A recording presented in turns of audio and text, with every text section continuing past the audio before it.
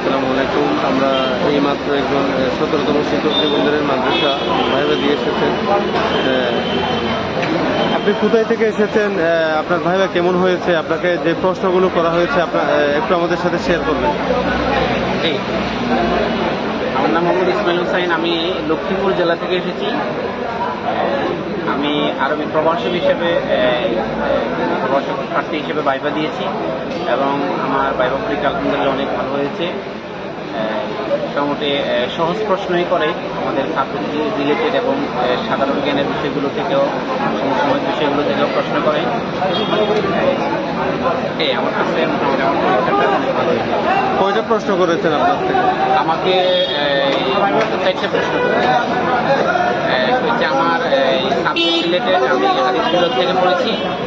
Subject related একটা প্রশ্ন করেছেন মুহাদ্দিস কাকে বলে। এরপরে আমাকে প্রশ্ন থেকে একটা অনুবাদ জিজ্ঞাসা করছে দেখে দেখে বলার জন্য। এরপর আমাকে একটা ট্রান্সলেশন জিজ্ঞাসা করছে, স্বাধীনতা মানুষের জন্মগত অধিকার, এটার আরবি কি। এরপর আমাকে প্রশ্ন থেকে একটা লাইন লিখতে দিয়েছে।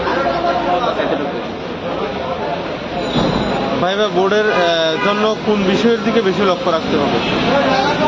ভাইবা বোর্ডের জন্য আসলে সাধারণত এখানে নিজেকে আগে স্থির রাখতে হয়। এখানে অনেক কিছু আছে, প্রথমে ঢুকলে একটু ভয় কাজ করে, অনেক জানা বিষয় ভুলে যাওয়ার সম্ভাবনা থাকে। এই জন্য ভাইবাটা আসলে এখানে মূলত যে নিজেকে কনফিডেন্স রাখে, নিজের ভিতরে কনফিডেন্স থাকে, সে ভালো করতে পারে, জিজ্ঞাসাগুলো উত্তর দিতে পারে।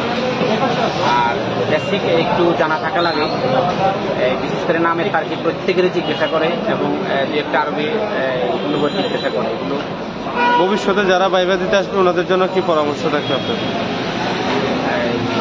যারা ভাইবা দিতে আসবে তাদের জন্য আমার পক্ষ থেকে পরামর্শ হচ্ছে তারা রিটেন পরীক্ষার প্রশ্ন যেটা হবে ওই প্রশ্নটা ভালো করে আয়ত্ত করে আসে।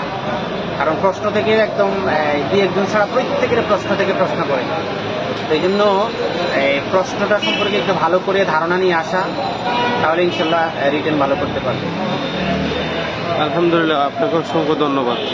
যে আপনাদেরকে ধন্যবাদ। আসসালামু আলাইকুম।